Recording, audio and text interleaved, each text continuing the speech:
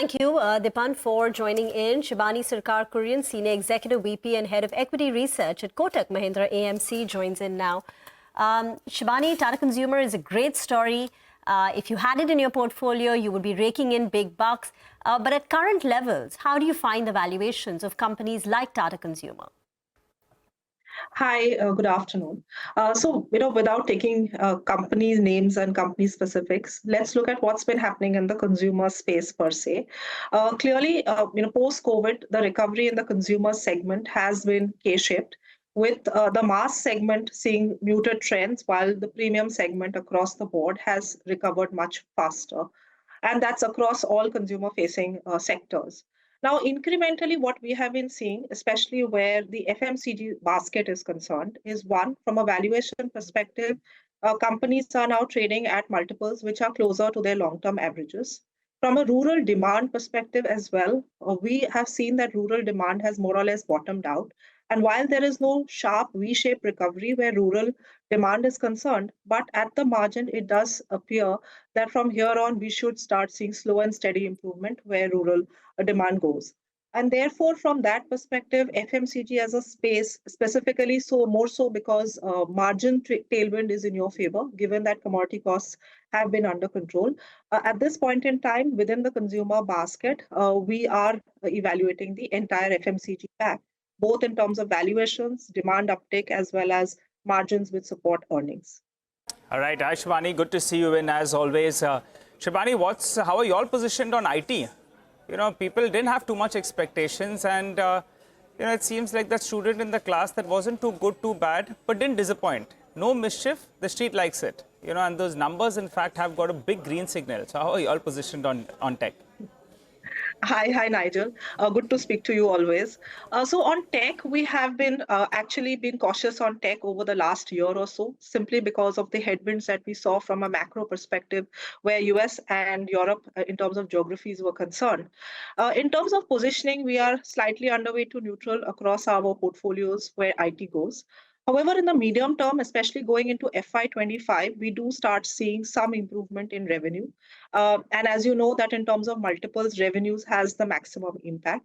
Also, however, we must remember that post-COVID, we saw a sharp, mid-teens kind of revenue trajectory for many of the IT companies. We now expect that revenue growth will go back to a more normalized run rate. Deal wins have been strong, and hopefully over the next year, you should start seeing translation of deals into revenues, which should help in terms of the uptick. And margin trajectory has been fairly stable. However, again, within the IT pack, if you looked at what's happened with the mid-caps have clearly run significantly ahead in terms of valuations. And therefore, between large caps and mid-caps, we find value from a risk-reward perspective where large caps go, while in mid-caps, we would be selective in terms of the names that we have in our portfolios. Got it. Shibani, hi, good afternoon. I know you don't want to talk about single stocks, but polycap, just tell us the way to think about something like this. My colleague Hormoz outlined previous instances, and I also looked at some of them. And this was a Jefferies note, and their conclusion was that these things usually, recover, prices recover. Because with this one, we saw a pretty significant stock price damage. So just without commenting on whether you'd buy or sell this particular stock, what's the way to think about a situation like this? So difficult question. And, again, I don't want to get into a specific stock, but I think, one thing that we have to keep in mind in markets, whether it's a bear market or a bull market, is focus on corporate governance and practices of companies. And that has to be an integral part of your evaluation of companies. Of course, in some cases, some of the, instances or some of the events may be difficult to forecast. But I think if you just keep your head down in terms of how you evaluate companies, give a lot of importance to corporate governance practices, that is something that should be, very, very integral in terms of your overall stock picking and the way you construct your portfolio. Will be very difficult for me to comment on a specific stock or a specific event, as you are asking. But as I said, from a portfolio construct perspective, the model that we internally follow is what we call as business management and valuations. And that is something that we stick to where our investment process and philosophy is concerned. Okay, fair enough. Shibani, hi, good afternoon. Surabhi here. I just wanted to get a sense on how you were dealing with the PSUs now. Because, they've had this roaring rally, right? And there's still more. Couple of lull weeks, and then here we go again on a day like today. So what's the house call? Have you been booking some profits as well? Would you look at investing again at all? What is the approach that you're taking?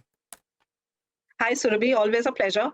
When we look at PSUs, we tend to look at PSUs as one basket or as a homogeneous basket. But remember, PSUs are spread across sectors. So whether it be public sector banks, whether it be utilities, defense, oil and gas, so it's all spread out. And the way we have approached the entire PSU pack is that we have looked at evaluating businesses in each of the sectors that they operate in.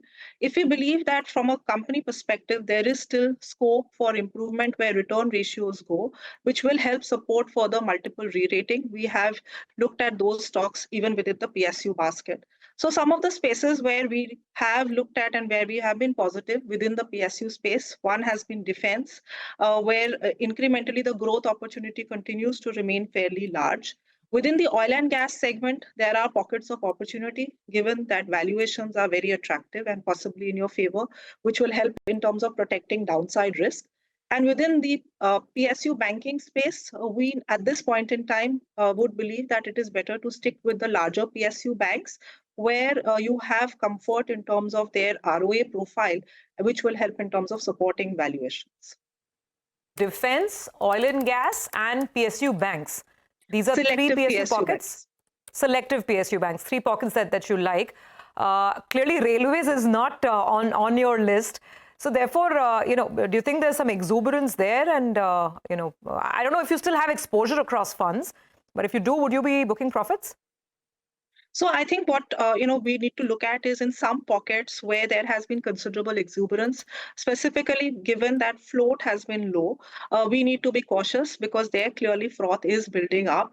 And therefore, those are the segments and pockets where we would look at being cautious even within the PSU pack. As I said, that the way to look at it is that given the kind of move that we have seen across PSUs, it is better to not look at it as a homogeneous basket, but evaluate each company on its own business merit within the sector that it operates, and then tie that to valuations. And of course, be cautious on companies which have moved up because of either low float and therefore considerable froth that has built up.